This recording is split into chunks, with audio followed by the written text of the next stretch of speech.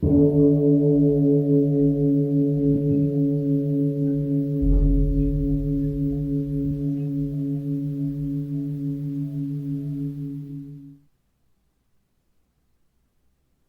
all beings be happy. May all beings be healthy. May all beings be free from harm. May all beings love life. May all beings awaken. Welcome to another Cuke Audio podcast. I'm DC, Poobah of Cuke Audio and Cuke Archives, doing our best to help preserve the legacy of Shunryu Suzuki and those whose paths cross his, and anything else that comes to mind. I pray that you and yours are safe and comfortable, free from economic hardship, and able to get out and do whatever it is you want within the limitations of the universal precept of do as little harm as possible. So today's guest is once again John Steiner. So we get a little more into his spiritual path and how he got into his engaged Buddhist path. And we just talk about that and other stuff. Pretty interesting. He's got a unique situation that I think you'll appreciate. So, look, let's not waste any more time. After our pause to meditate, let's give John Steiner a call.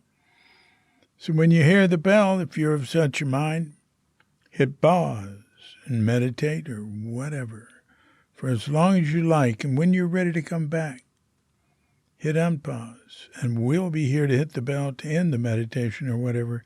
And we'll give John Steiner a call.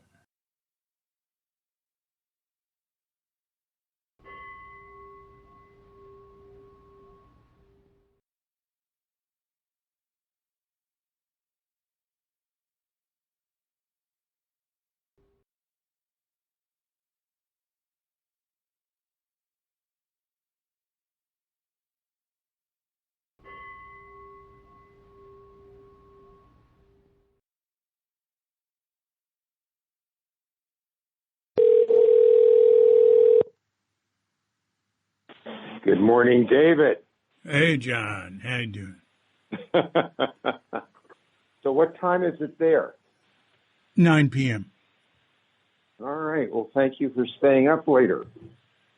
Oh, well, my pleasure. When we last talked, if memory serves, I want to go back into how you got into activism and how you got into Buddhism. I mean, what were your paths there that led to that? What were your influences as a child, or did you have any epiphanies as a baby, or, etc.? So you want to start with Buddhism or activism? Well, start with Buddhism. I was thinking about it the other day. I remember when I maybe, 8 or 9, for some reason, the idea of infinity got hold of me. Mm-hmm. And I couldn't do anything about it. I couldn't quite conceive it. My father couldn't. He tried his best to answer questions, but somehow it was there.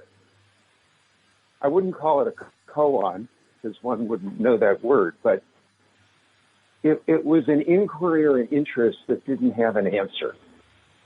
Yeah. Oh, it sounds like a koan to me, but...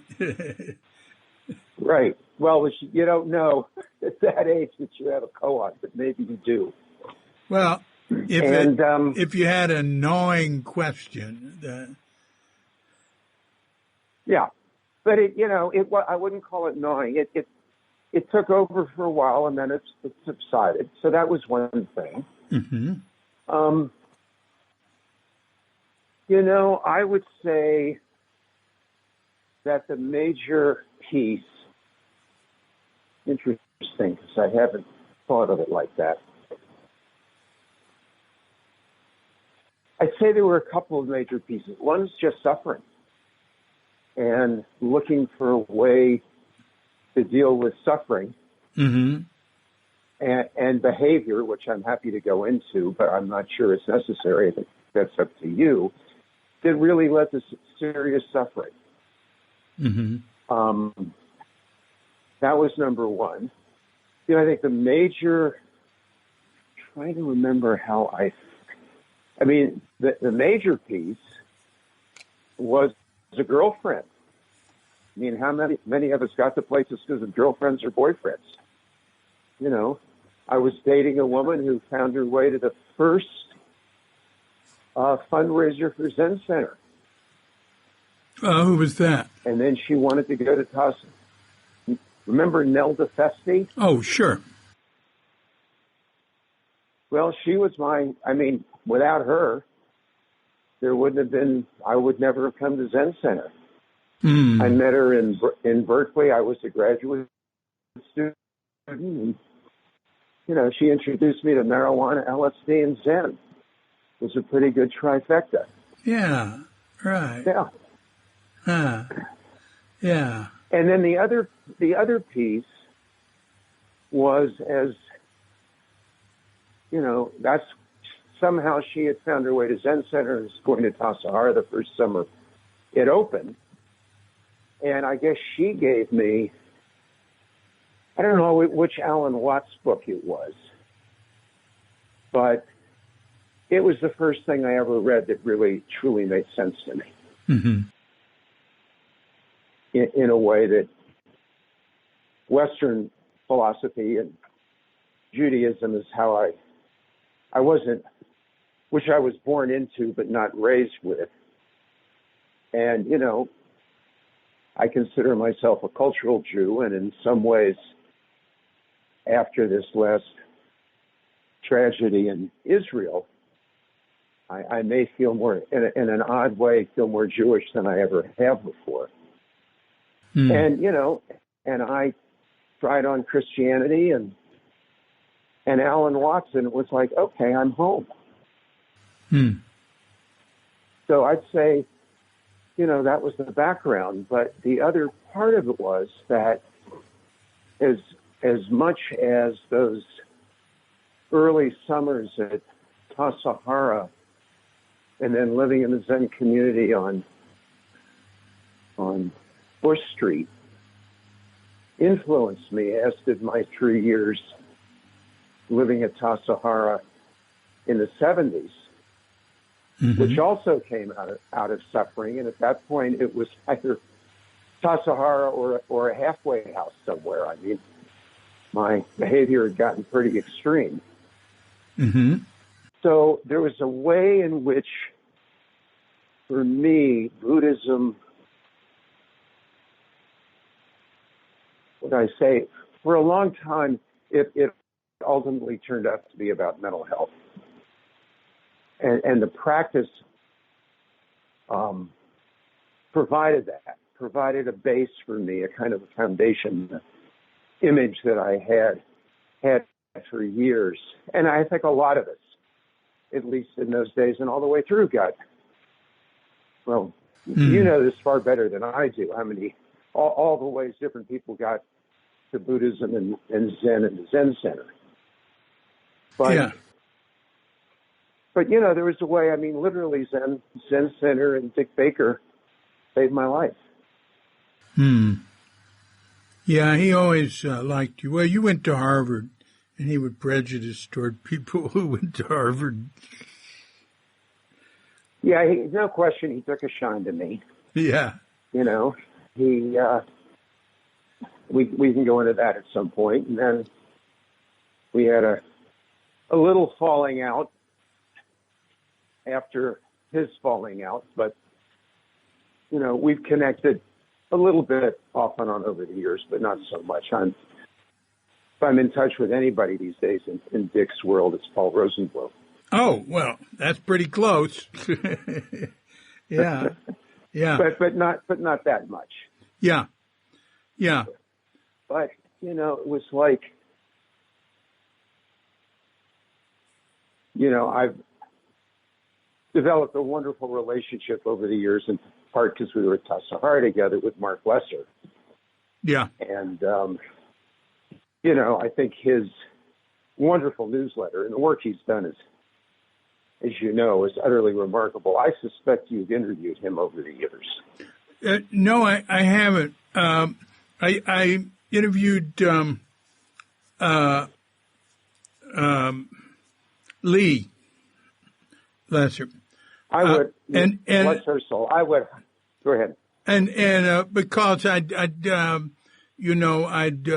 had Chris Fortin as a guest, and she talked about the stuff she and Lee did together with veterans and other things. And but I have Mark on the list definitely to get. Well, to. I'd put him right up. I'd put Mark at close to the top of the list. All right, you got it. What Mark has done both in the business world and bringing meditation into the corporate world and the kind of consulting he does all over with humility doesn't even do it justice. Yeah. But he is a remarkable human being. I have been involved with him through the years with various projects of his. World Without War, remember that? Oh yeah, for sure. Yeah, but the way the connection. Say again. Sorry, David. With Kaz Tanahashi. Right. Well, the connection with Mark is that I think his newsletter is Zen Bones. And the phrase that came up is that Zen is in my bones. I never chose to be formal about it because it was like there was a different trajectory in my life. But, it's all the same. Yeah. Yeah. It's all the same. I mean, the phrase that, the great phrase of, I guess, is it the third patriarch, life is easy as long as there are no preferences? You know that one, I'm sure. Oh, well, don't depend on me to remember anything. The way it's, well, hello. But anyway, the way that's evolved for me is the evolution of that phrase for me is in preferences, but no expectations. Yeah. Hope, if you like, but no hope, if you like, in the context of just as it is. Mm-hmm. You know who was just here that talked about you was John Burney. And he was just passing through. But he had been friends with Candace Cousins when he was young, and he mentioned you had a connection to Candace Cousins. And I said, well, I was with Candace in SDS in 1964 in Chicago with jobs and income. Well, that was great, David. I didn't know that. I have not been in touch with Candace for quite a while. She was a very, very close friend for the years I lived in Berkeley. Yeah, yeah. And, her father was one of the greats and kind of the, you call it anti-nuclear movement 1.0. Yeah, I subscribed to the Saturday Review of Literature when I was in high school. And one thing I'm aware of is that that he published an editorial against the bombing of Hiroshima the day after it happened or something. But we could also go back to John Burney. How lovely you got to spend time with him. Well, he was. What had brought him to your neck of the woods? He and his much younger and very savvy husband were on their 10th wedding anniversary whirlwind trip of Asia. And we got 3 hours on their way to the airport to leave Bali. And it was great. We just had a terrific time. Him and Yasua and Katrinka and I. We took him to a real authentic Balinese Indonesian restaurant near here that's really nice. And we talked, and then I got him they had so much stuff. I had to call a taxi with a van, and I can do that on my app. I can tell them what size I want, and we saw them off. But it was just great. He was so interesting. And the stuff he's into, I'm doing a podcast talk with him soon. But I look forward to listening to it. Yeah, I won't forget Mark Lesser. He's on a list. I'll just zip him up as soon as possible.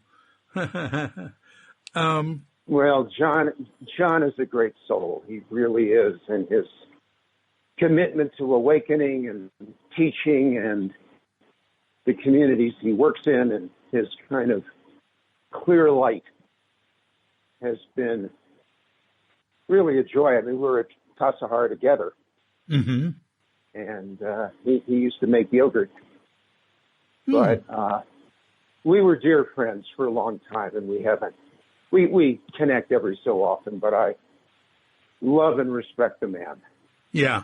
And he, I guess how would I say it? There's an interesting lineage of folks who were so impacted by their time at Zen Center.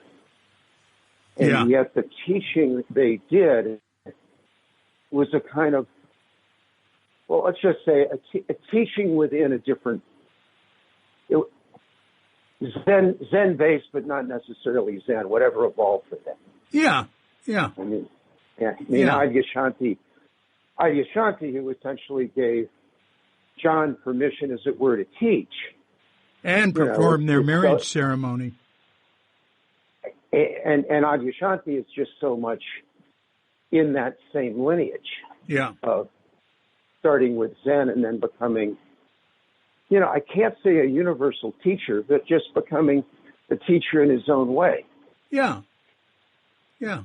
But I think it's fascinating, the extraordinary number of teachers who came to Zen, or students who came to Zen Center and have remained at Zen Center and become such wonderful teachers, and those for whom Zen was kind of such an important part of their evolving path. Right.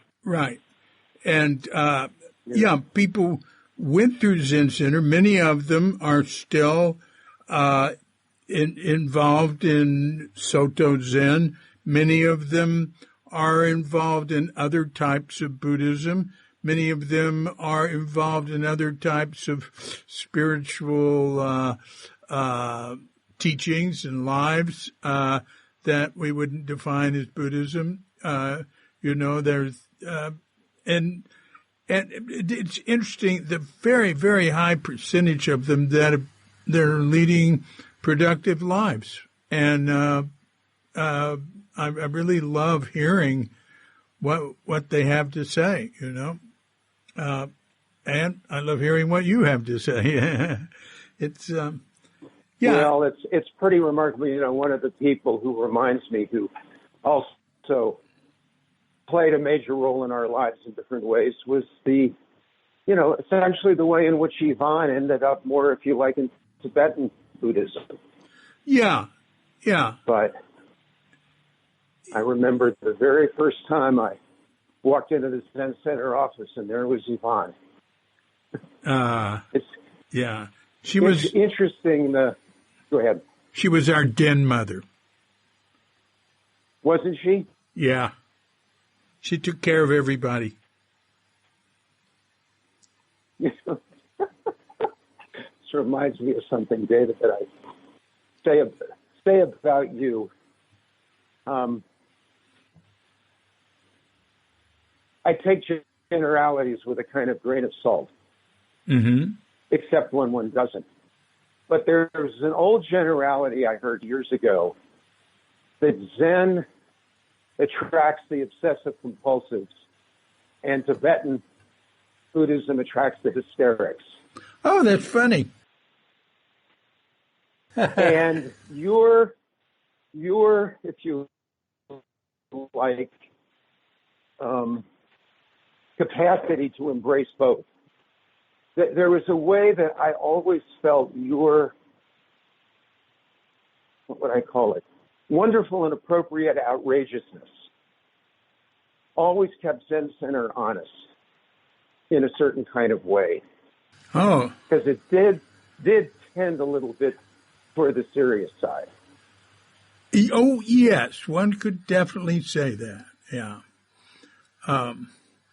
Well, all groups and institutions veer off course and have to, they either go way off course or they have corrections. And I think Zen Center's had a lot of corrections, and it always needs corrections. It's an institution, a group, and so do individuals. Same thing. Well, I think from that point of view, one of the great things that Suzuki Roshi did almost lay down is tracks, almost like recording tracks, that Zen Center has really had to live with is beginner's mind. Yeah. I mean, I hadn't put that together, but what you're saying is that Zen Center is a wonderful example of that. Because so many groups and teachers become ossified, and then they either cause a lot of harm and fall by the wayside, and sometimes fall by the wayside after they've caused a lot of harm. Well, that's a generality, David. Yeah, it's really hard for, when people are doing things together for a lot of harm, not to be a part of it. I think we can't, if we tried to eliminate, we try to eliminate all the harm, but if we're too successful, we eliminate too much. It's like a filter or something. Well, we all have our shadow, whatever it is, whoever we are, whatever our, quote, development is. Yeah. And the, what would I call it? The willingness to tend to our psychological selves and our spiritual selves. Yeah. Along with ourselves is just, critical. And I think in the early days of practice, that wasn't so well known. And it's become incredibly well known. Yeah. As Zen and other practices have found their way to this country over these last decades. Yeah. Yeah. David, how did you find your way to Zen Center? Well, I grew up in a home with a very sympathetic type of outlook, sort of the precursor of the New Age. You create your own reality, New Thought Christianity. And so that, and it wasn't theistic at all. Then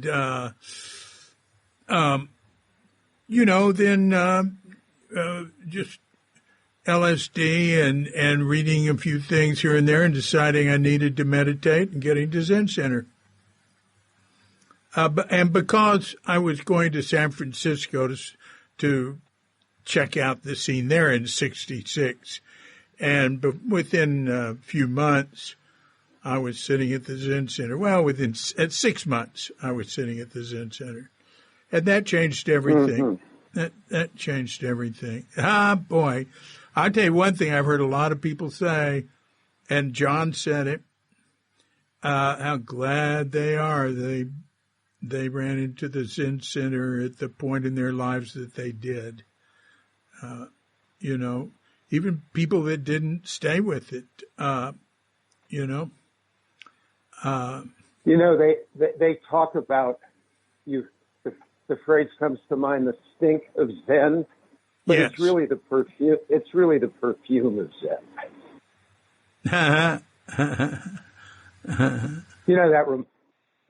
Again, all these old wonderful stories, and I'm sure this comes in many flavors, but I remember driving Suzuki Roshi somewhere, and I think we were in the Haight, and he turned, I don't know whether to me or somebody in the car, and he said, I always wondered what would have happened if Zen Center had started in the Haight, not where we did. That's funny. Because so many people came to him in those years. Oh, yeah. Who realized that whatever their drug experience was, it wasn't sustainable. Yeah. There were some that wanted to continue the psychedelics and Zen, and there's some that did in a very minimal way. He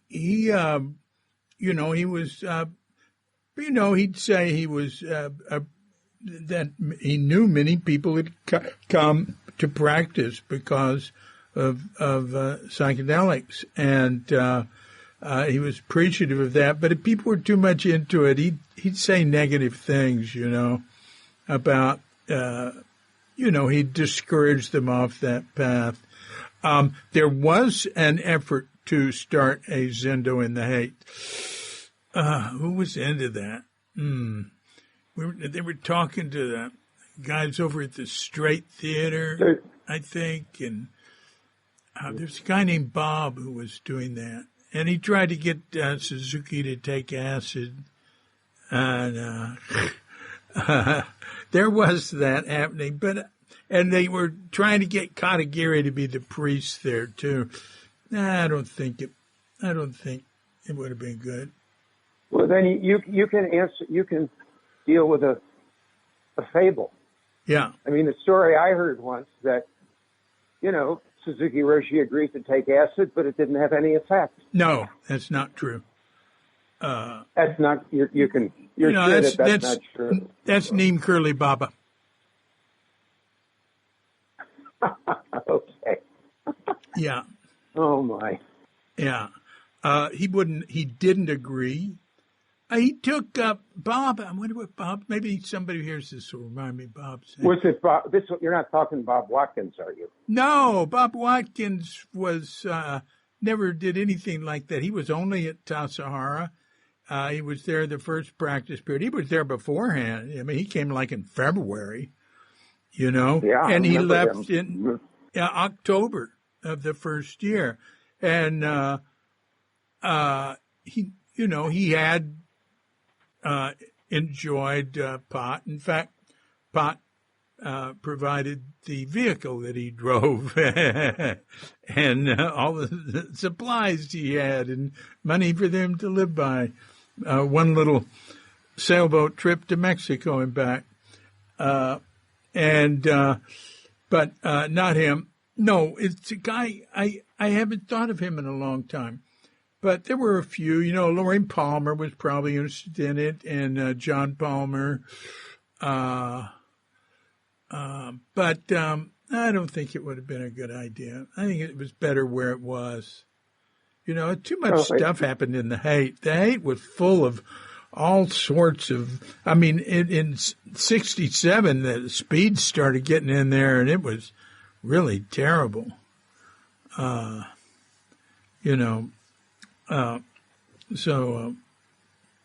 but, it's funny. I've been back in 10 years, but the Haight always retained some of that spirit or feeling that it had back in the 60s. David, how does Katrinka spend her time? She's involved with two social groups, Bali International Women's Association and the Rotary. and they're the Sanur, BWAP. It's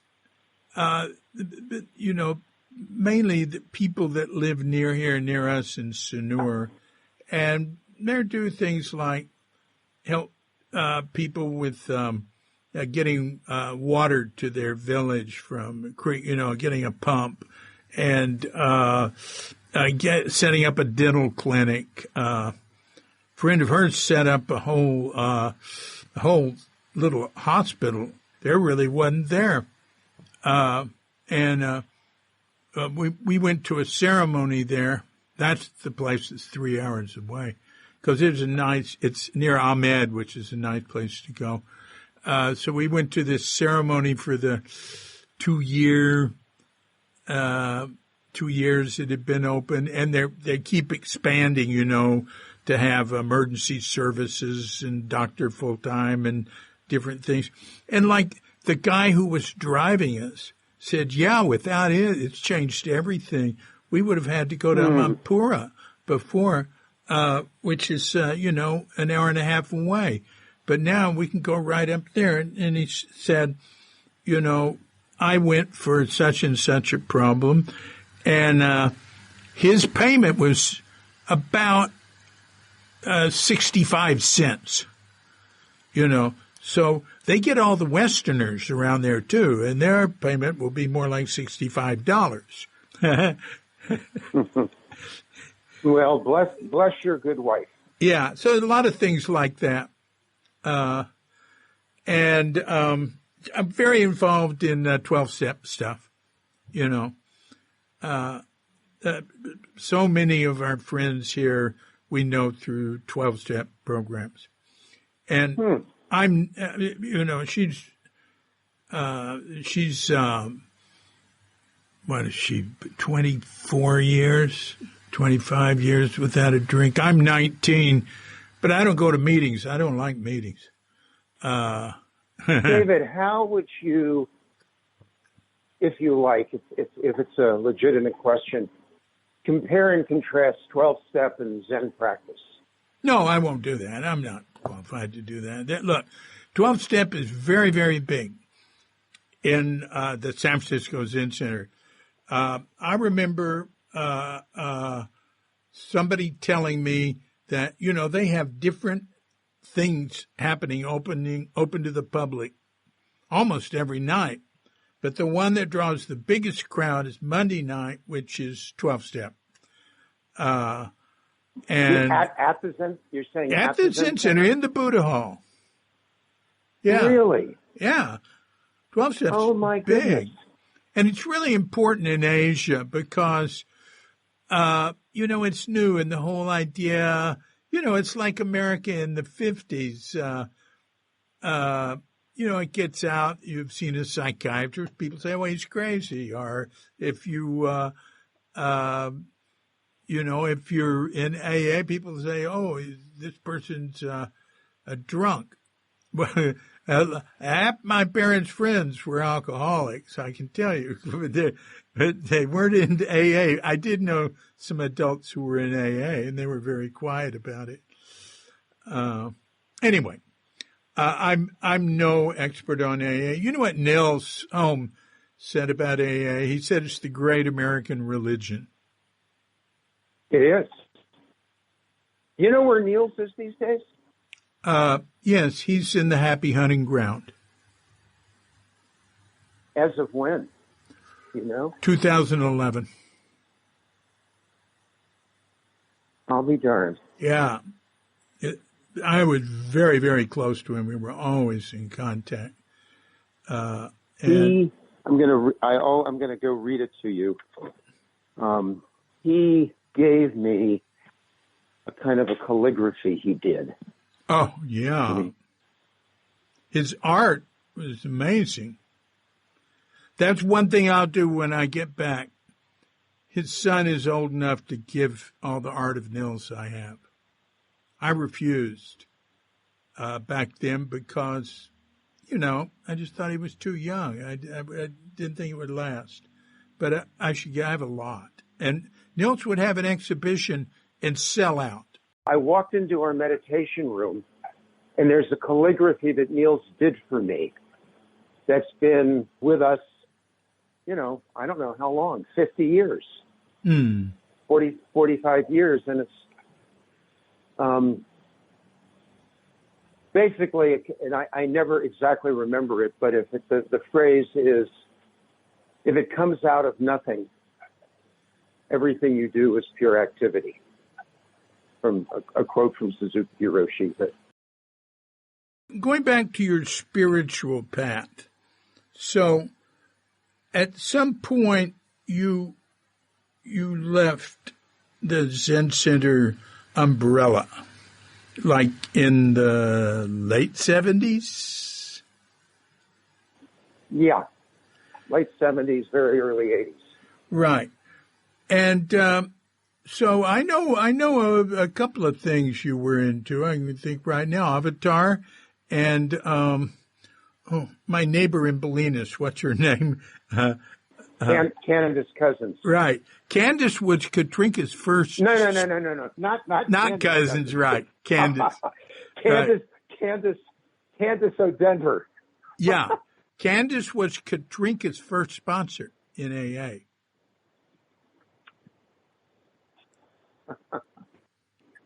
That's an interesting factoid.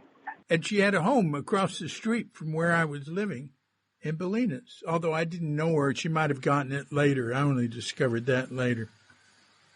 Yeah, we used to go visit her in Bolinas. That's right above where Liz Twomey's Okamura lived. We kind of out toward the point. One of the points. Anyway, yeah, we found our way to Candace and were with her for some years. Mm-hmm. How much truth telling do we do on these conversations, David? Or not, truth as we know it. Candace was a remarkable teacher. Yeah. And she really kind of decoded Tibetan Buddhism for a lot of people. Yeah. And shall we say there were a lot of issues. Yeah. And it took us a while to kind of extricate ourselves from her group. Yeah. But I certainly don't regret any of the time together, because often we wake, how should we say it? We wake up to what I would say are power imbalances at different times in our lives. That was a power imbalance through no fault of her own. Well, it was through I often thought that John Burney warned us about Candace before we ever got involved in it, from his own time in Bolinas, which, I think he still has a place in Bolinas. And, or he did for a long time. And then, Candace, I think, was raised a Roman Catholic. And I think she took some of that upbringing and, shall we say, recreated a structure that was not different from that. And it served, like all of these practices, it served a lot of people. We taught Avatar for a while. One of our favorite teachers is now in Australia, a beautiful man named Peter Fenner, who edited a book years ago on non-dual therapy. And,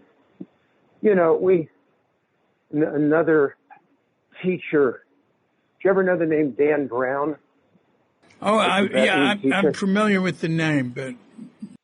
Anyway, one of his top students has lived in Boulder, John Churchill.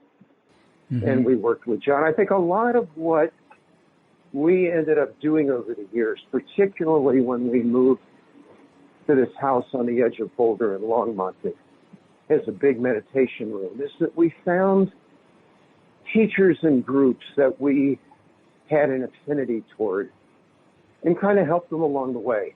Mm-hmm. But if I were to say, to pick a teacher besides Suzuki Roshi, it's a Brit by the name of Rupert Spira. You know Rupert's work at all? No. He comes out of a Kashmir tradition in India and is as good an exponent and teacher and presencing of the non-dual in that particular framework as anybody we've come across. Mm. And it's a wonderful guy in the Bay Area named Jonathan Gustin who does podcasts, and he had Adyashanti, Rupert Spira, and a man named John Prendergast, who's both a non-dual therapist and a spiritual teacher, in a wonderful dialogue a few months ago, which I would be happy to send to you. I don't know if you'd take time to listen to stuff. Not usually, but you can send it. All right. Well, I'd say listen to the first half hour, mm-hmm. and you'll get a flavor, particularly of Adyashanti and Rupert.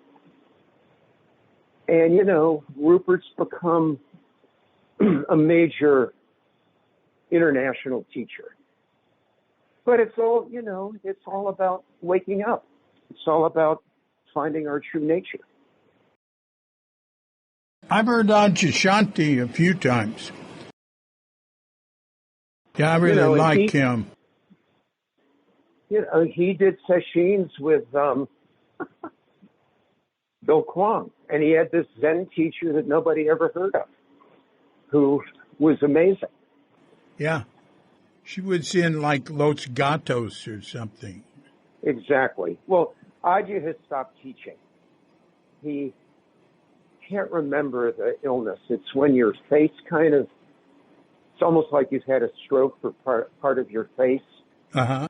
And anyway, he's wrestled with incredible pain over about a 20-year period.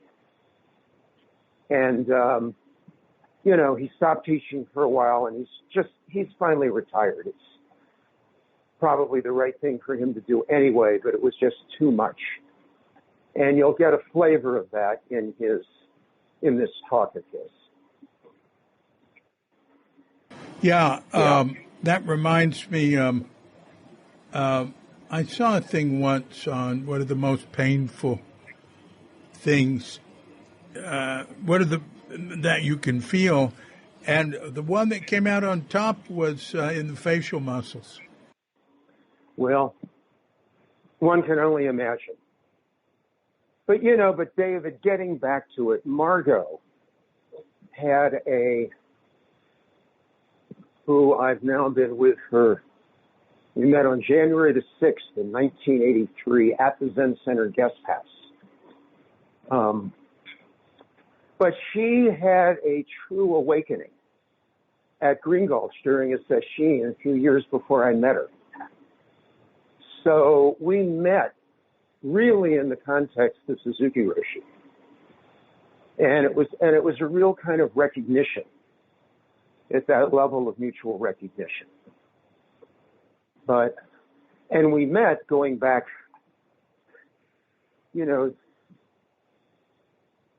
at the level of creating your own reality.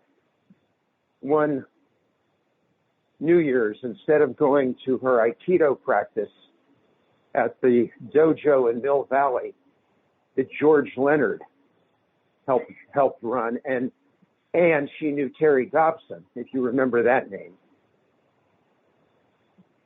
Anyway, Terry ended up living in Japan for years and studying with the founder of the Aikido, a man named O-Sensei. So anyway, there was a very strong kind of connection at that level when we met. In fact, Margot, I think, really considered her primary teaching to be Aikido. But her path, ever since we've met her, and I really kind of followed her was finding teachers who were just helping with awakening. And she's had this phrase for a long time called beat the clock with mass extinction. And there's a whole social science that's developed in the last years. Actually, you'll find this interesting, David, called collapsology. And again, it's basically the recognition that it's not looking good for the species given the poly crisis. And, and whether it's fast or slow, we're, whatever it is, it's not looking good. And, it's kind of part of my activism was a group back in the early 80s in which, and Joanna Macy was part of this, of a willingness to say, look, whether we go fast with nuclear war or slow with environmental destruction, we have to face the potential death of our species.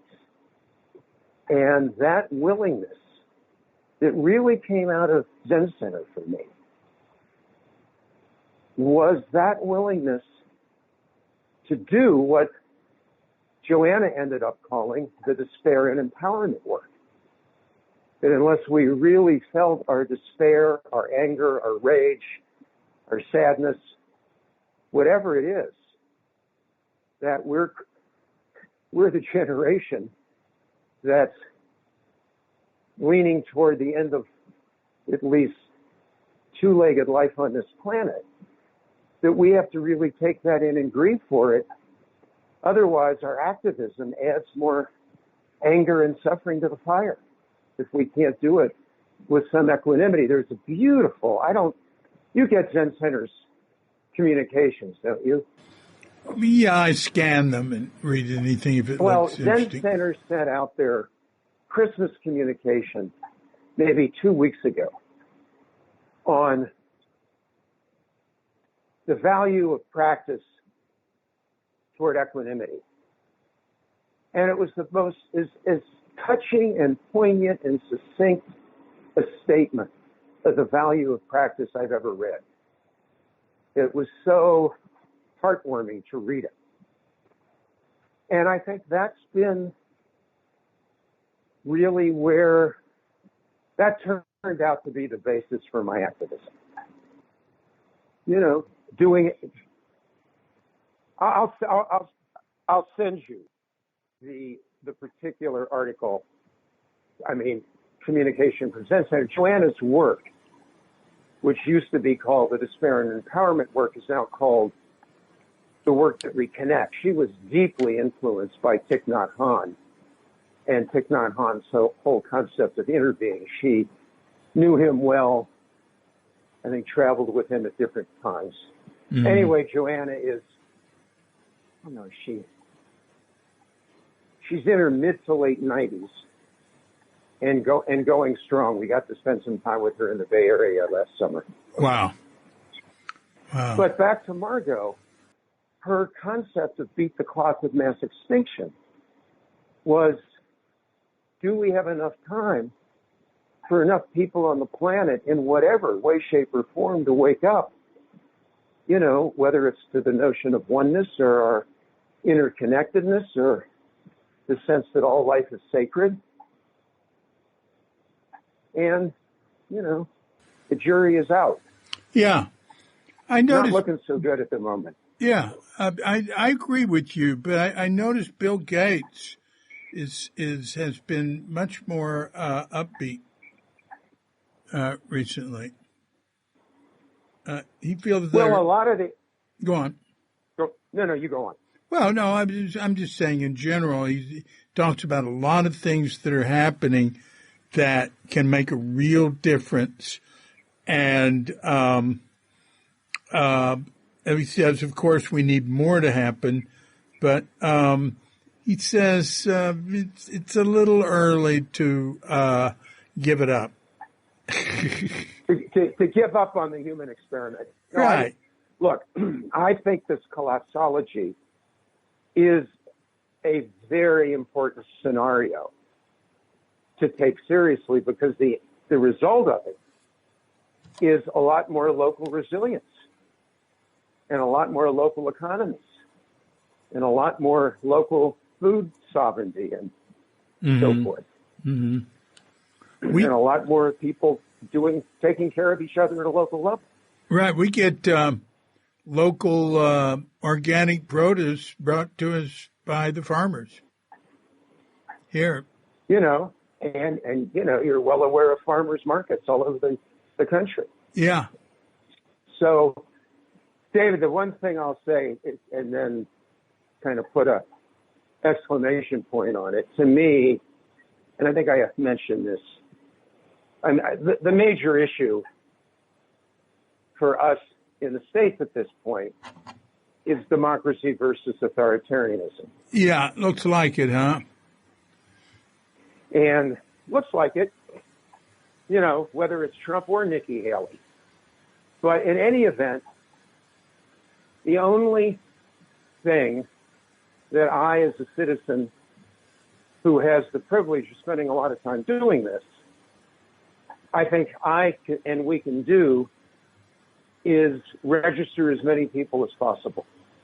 A lot of the rest of it's just out of my control because I don't have any positions of power or so forth in the Democratic Party, and watching Bobby Kennedy or No Labels or the whole Biden koan is just, it's all outside of my control, and the situation's so fluid. So yeah, we can just help register as many people and get them to the polls in the two areas that we've tried.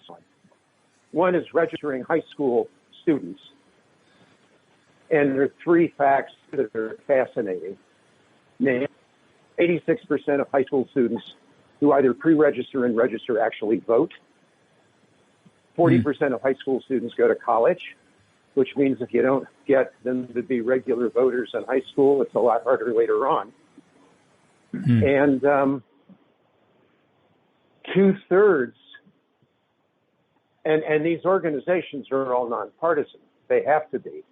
But 2/3 of all the high school registrants vote Democratic. And 75% of all high school students in Ohio are not registered to vote. I encouraged you in an email is that for you and Peter Coyote to talk about this, because he's really into it too, and he has a certain amount of reach, David, who would have thought? Oh, I'll keep asking you questions until you've decided you've had enough. Who would have thought you would have ever been an historian and a biographer? But when did this work?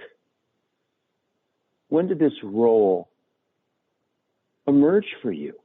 I remember Peter Steiner at Tassajara back in the 60s telling me I was Tassajara's newspaper. Uh-huh. Well, and I was, and you still are. Yeah, I was always writing songs, writing things down, and I did proposals. Oh, I hate that. I did a proposal for Green Gulch to be solar, $25,000. Oh God, it was like in 1983. No, before. Well, Dick was maybe after him. I don't know, around there. And, I didn't even get an answer. I don't know. Did you send it to Huey Johnson? No, I should have. I wish I'd known. I would have told you to send it to Huey. Yeah, I should have sent it to you. There's a lot of things when I look back on the past, I realized I didn't follow up well enough.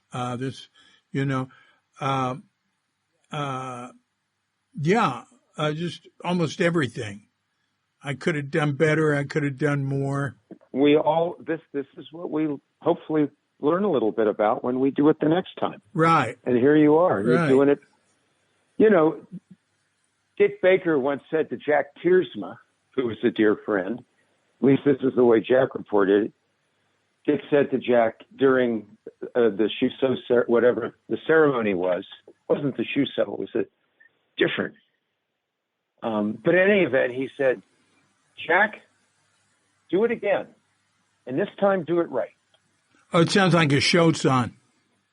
Show song. It was a show song ceremony. Yeah, yeah. Do it again, and this time do it right. That has stayed with me for a long time. Yeah. Just Huey, and then I probably should go too, David. Yeah. Stuart Brand, one of the great descriptions of a human being I've ever heard. Stuart Brand described Huey Johnson as a thug for God. That's funny. we need more thugs for Buddha and God. Yeah. David, you've been a thug for Buddha for a long time. All right, you don't have to respond to that one. Okay, John. Look, it's been great talking with you, and we will be in touch. I've made a list of things you're supposed to send me. My friend. Yeah, we'll see how much you remember. I only remember one. Okay. Well, you take care. All right, pal. Bye. Be well. Yeah. Lots of love. You Bye-bye. too. Bye. So thanks a lot, John. John Steiner. Appreciate it. Good to talk with you. Good to have known you all these years. Thanks for all your good deeds. And keep up the good work. And good luck getting everybody registered to vote.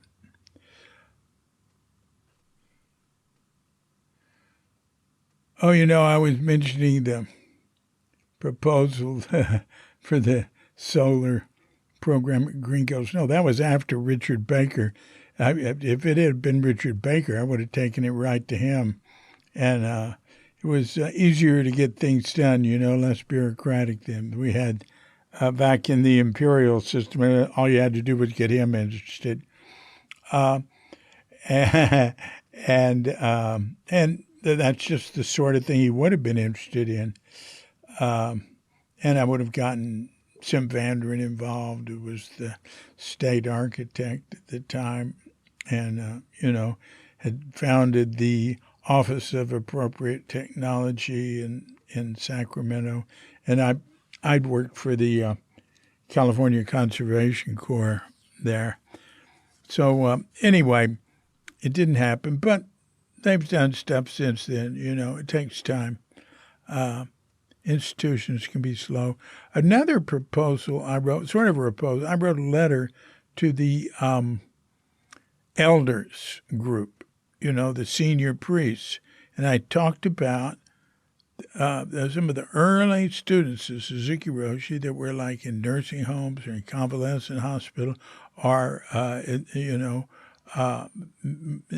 their own home or something, but they were sort of isolated, and that one of our practices should be to visit them and keep up with them, and then also anybody who's sick or isolated or having a hard time. And this should be an assumed part of our practice. Anyway, I spent time on it, and I think I made a copy for every member, and I never heard anything back. All good people, but they're busy. They got a lot of things to talk about in the meeting. Let me think. Oh, I'll tell you another one. This stuff like this, I expect now because I've dealt with institutions quite a bit. When I was working for the state, I learned to deal with institutions. And, one thing I found working with the state was that a lot of us would go in there being real anti-bureaucracy. And, still, it's always difficult. But we'd come out with a lot of respect for the bureaucrats. They were all working hard and trying to do a good job. In Japan, I had a bureaucrat in immigration just blow up at me and say, look, I am trying hard to do a good job. I am not a mindless bureaucrat, but there are 50 people in front of you or something like that. And it just is going to take time. And then I knew 50 people in front of me. I couldn't argue that. So I knew another card to pull for Japan. I said, "Oh, yeah, I'm very sorry. I don't want to inconvenience you, and the other people, of course, should go first. It's just that my hosts here were expecting me for dinner because they invited some of their best friends there, and I hate to embarrass them and not show up." And he said, "I'll have you out of here in 10 minutes. But here's another one.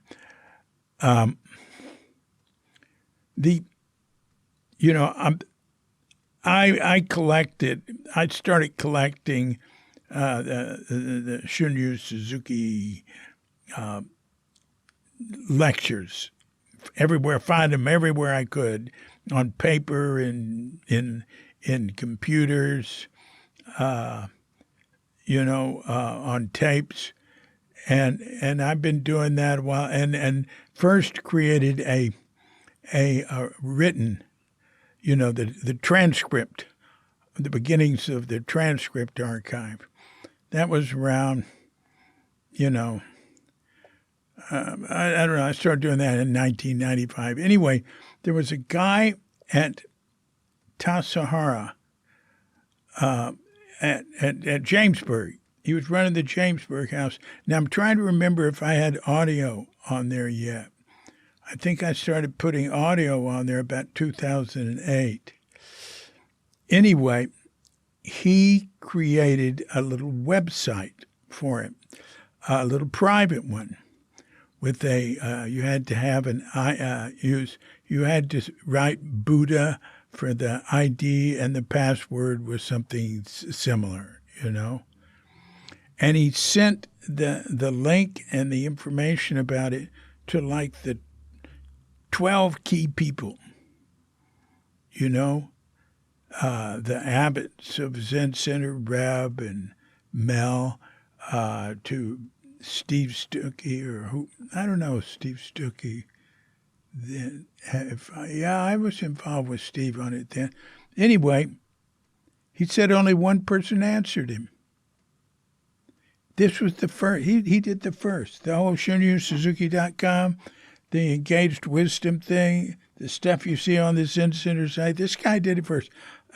If you read the history of Shunryu Suzuki archiving at Cuke.com, it has his name. I forget now. But nobody answered him except one person, me. And I took that, and that was the first. I just used it as is, as he did it for the beginnings of ShunyuSuzuki.com. But things happen because of individuals charging away. And that's one reason why it's a mistake to try to depend on government. Now, government does a lot of things to help people, and it doesn't get the credit it deserves. And then it's got all these people trying to destroy it and trying to privatize everything. But things tend to happen. Whatever happens that's worthwhile tends to have been something that individuals push for, or a small group of dedicated people push for. Anyway, I just wanted to say that. And look, time to go, huh? This has been a Cuke Audio podcast. I'm DC, Poobah of Cuke Audio and Cuke Archives, coming to you from Sleepy Sanur with Doggett Bandita, guest Doggett Boom Boo, and Feline Manis, and dear lovely Katrinka. And we're all wishing you and yours and all of us a grand awakening.